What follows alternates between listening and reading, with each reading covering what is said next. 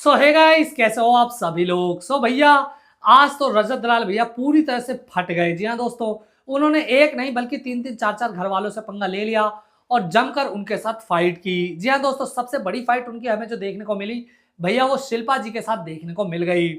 लेकिन इस पूरी फाइट में भैया शिल्पा जी डेफिनेटली गलत थी और रजत दलाल ने बिल्कुल अच्छा किया भैया, उनको एक्सपोज करके रख दिया। और जितनी भी वो बातें बोले डेफिनेटली वो सही थी।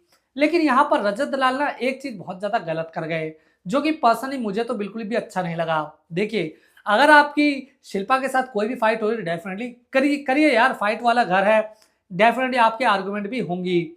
लेकिन यार एक ना सीनियरिटी होती है, वो काफी एज में आपसे बड़ी है, तू तड़ाक करके तो डेफिनेटली आपको बात नहीं करना चाहिए। बिकॉज हम लोगों ने हमेशा देखा है कि वह शिल्पा जी अगर बात करती है तो हमेशा वो रजत जी करके बात करती है। लेकिन यार यहाँ पर रजत तुम वही गुंडागर्दी वाली भाषा का यूज कर रहे हो, तू तेरी जैसी 36 होंगी, पाड़ लियो जो पाड़ना होगा। भाई ये बहुत ज्यादा गलत वर्ड में जा रहे थे और डेफिनेटली पूरे घर में जिस तरह से बदतमीजी से बात कर रहे थे शिल्पा जी के साथ, मुझे वो पर्सनली बिल्कुल भी अच्छा नहीं लग रहा था। तुम्हारे पॉइंट ऑफ व्यू सही हो सकता है, तुम्हारा फैक्ट अच्छा हो सकता है, तुमने एक्सपोज किया वो भी अच्छा हो सकता है, लेकिन यार वो सारी चीजें तो एक लहजे में भी हो सकती है ना, बातों के उसमें हो सकती है। एटलीस्ट आपको जो कुछ बोलना है, एक लैंग्वेज का तो वो क्राइटेरिया रखना चाहिए, एक तमीज रखनी चाहिए। क्योंकि यार बहुत ज्यादा सीनियर है, तुम्हें इतना नहीं, तुम अभी 28 साल के हो यार, कहाँ वो 40-50 साल की।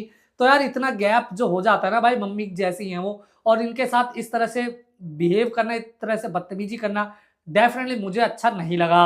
और घर के बाकी जितने भी कंटेस्टेंट है भैया, उनकी हरकतें देख कर तो मुझे बहुत ज्यादा गुस्सा आ रहा था। सिवाय एक कंटेस्टेंट के, वो है चाहत। जब भैया रजत लाल इस तरीके से बात कर रहे थे ना, बदतमीजी से बात कर रहे थे, तो यहाँ पर भैया चाहत ने बीच में जरूर बोला था रजत को, तो कि रजत तुम इस तरह से बात नहीं कर सकते। और वो बार बार भैया रजत को क्रिटिसाइज कर रही थी। तो भैया यहाँ पर मुझे चाहत की वो चीज बहुत ज्यादा अच्छी लगी कि भैया वो स्टैंड ले रही थी। एटलीस्ट बंदे के साथ स्टैंड नहीं ले रही थी, बल्कि वो उस चीज पे स्टैंड ले रही थी जहां पर रजत की जो है लैंग्वेज बहुत ज्यादा गलत जा रही थी और बहुत ही ज्यादा बदतमीजी की लैंग्वेज हो रही थी। वो पर्सनली मुझे भी अच्छा नहीं लगा और चाहत की यहाँ पर मुझे चीजें ठीक भी लगी। इसके बाद भैया करणवीर आ गए। भैया उन्होंने करणवीर को भी लपेटे में ले लिया। देखिए, करणवीर के साथ जो शिल्पा ने किया डेफिनेटली यहाँ पर करणवीर ने कुछ नहीं बोला, वो हमें साफ साफ नजर आया। तो यहाँ पर मुझे करणवीर बिल्कुल ठीक नजर आए। बट जब करणवीर के साथ उनकी फाइट हो रही थी तो मुझे ऐसा लगा भैया कि करणवीर एक बार फिर से वापस आ गए और मेरे ख्याल से अब वो लड़ेंगे, डटेंगे और अपनी चीजों को बोलेंगे। लेकिन दो चार वर्ड के बाद भैया फिर से वो कोने में हमें दिखते हुए नजर आ गए, कुछ बोल ही नहीं रहे, कुछ बात ही नहीं कर रहे। तो भाई यहाँ पर मुझे एक बार फिर से गीदड़ बनते हुए नजर आ गए करणवीर। आज हमें लगा था भैया प्रोमो वीडियो देखकर कि डेफिनेटली भैया करणवीर की एक बार फिर से वापसी हुई और वो अब दमदार फाइट करने वाले हैं, अपनी बातें रखने वाले हैं। लेकिन एक बार फिर से हुआ भैया, काफी बार भैया रजत दलाल ने करणवीर को अंटे लिया, लेकिन करणवीर कुछ बोलकर फिर उसके बाद साइड हो गए, फिर एक कोने में जाकर बैठ गए, बैट पर लेट गए, फिर उन्होंने कुछ भी नहीं कहा। भाई मान भाई मानता हूँ शिल्पा जी के लिए स्टैंड नहीं लेना था, ठीक है, बट अपने लिए तो स्टैंड लो। अगर वो कुछ बोल रहा था तो डेफिनेटली अपने पॉइंट ऑफ व्यू तो रखो। बाद में वही कह रहे क्यों जवाब देना है शिल्पा जी तुम्हें, क्यों ये करना है, क्यों वो करना है। भाई तुम फिर से गीदड़ वाली चीजें कर रहे हो। डेफिनेटली ये चीजें बहुत ही घटिया लग रही है तुम्हारी करणवीर। तुमसे एक्सपेक्टेशन ज्यादा है, लेकिन तुम भैया उस लेवल के खिलाड़ी हो ही नहीं, तुम वही गीदड़ भपकिया देकर भागने वालों में से हो। इसके साथ साथ दोस्तों हमें कशिश सबसे ज्यादा बढ़िया लगी। जी हाँ दोस्तों, यहाँ पर रजत दलाल ने बहुत ही ज्यादा गलत चीज की कि भैया उन्होंने कशिश को धोखा दिया। जी हाँ, उन्होंने भैया टास्क के अंदर उनका सपोर्ट किया था, लेकिन यहाँ पर रजत दलाल ने कहा कि भैया तुम तो बाहर धोखा देकर आई थी, तो तुम घर में भी धोखा दोगी। तो ऐसे में भैया कशिश भी उनके ऊपर जवाब देती कि भैया तू भी जेल में गया था और किस लिए गया था, लोगों को उड़ा कर गया था, यानी कि गाड़ी से हिट एंड रन का केस करके गया था। तो भैया यहाँ पर मुझे कशिश का जवाब बिल्कुल बहुत ही ज्यादा सॉरी लगा।